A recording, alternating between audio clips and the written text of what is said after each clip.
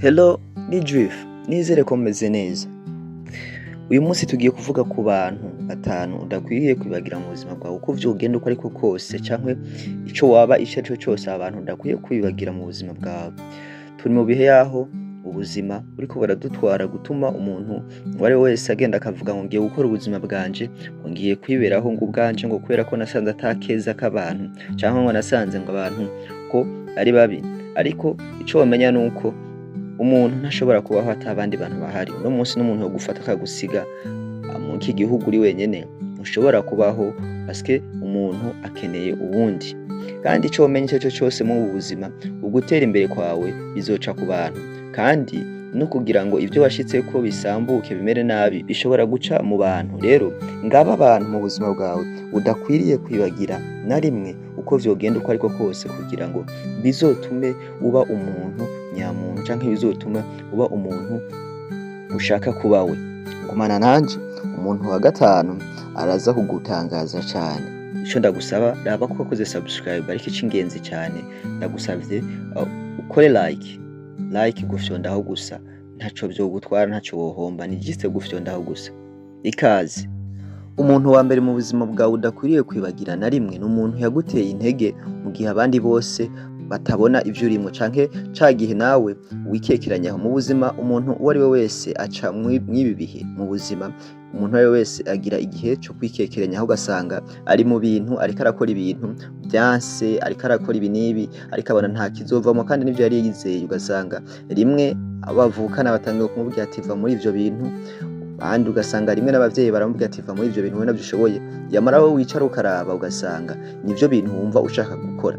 Rero hakabaho umuntu akaza akakubwira ati wewe wobishobora, wewe wobikora, akagutera intege, akakwereka ibiri imbere, akakwereka ingene ibintu bikwiye kugenda.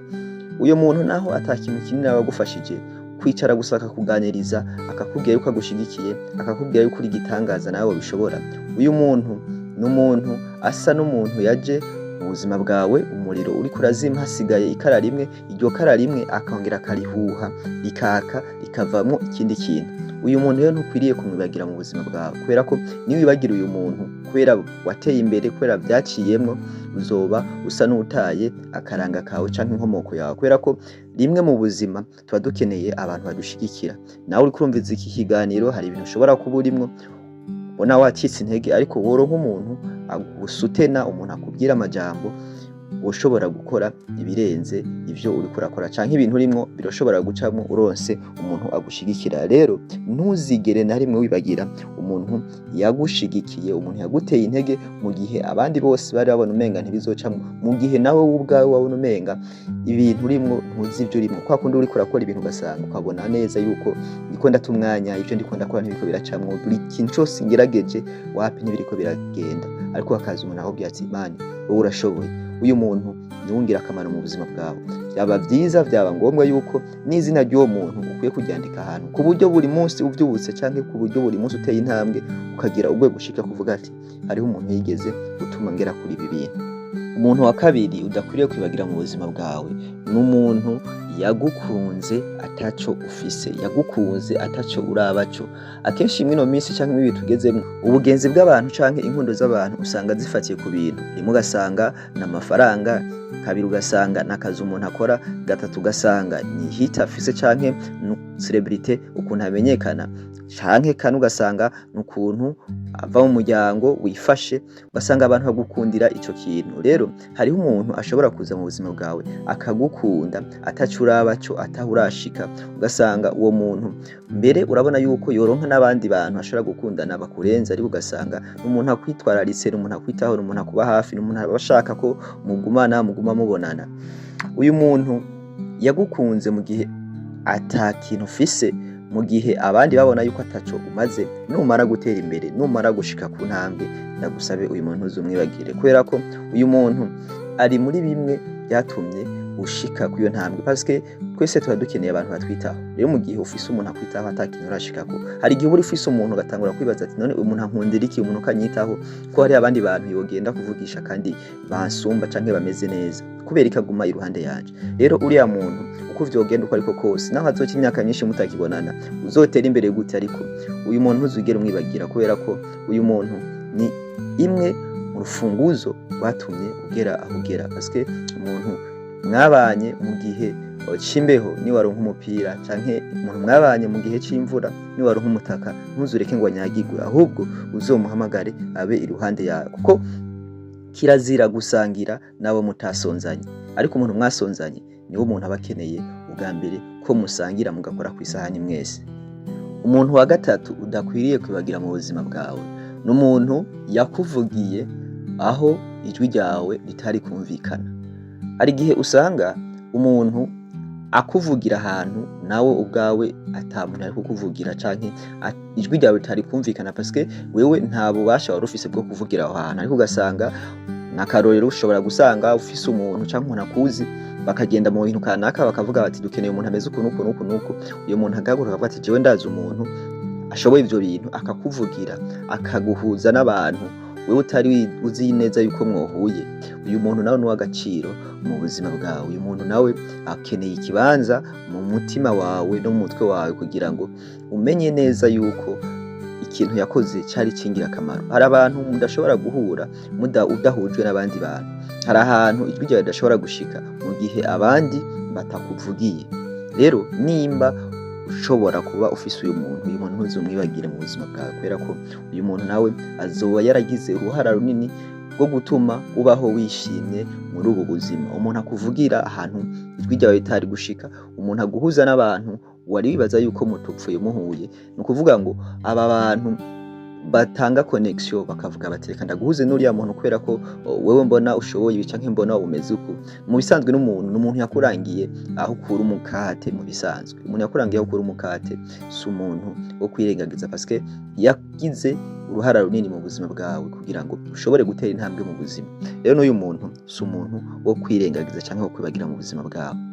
Umuntu wa kane udakwiriye kwibagira mu buzima bwawe ni wa muntu yagufashije mu ngorane kanaka ata nyungu yiteze canke ata gisubizo yiteze iwawe, akavuga ati ngira ndagufashe aho abandi bagutereranye, aho abandi bahebeye, reka nanjye nze ndagufashe kugira ngo ugerageze gusohoka mw'izo ngorane. Rimwe ugasanga nta n'ikintu na kimwe yitayeho, avuga ati uko vyogenda uko ariko kose reka uyu muntu ndamufashe asohoke muri izi ngorane.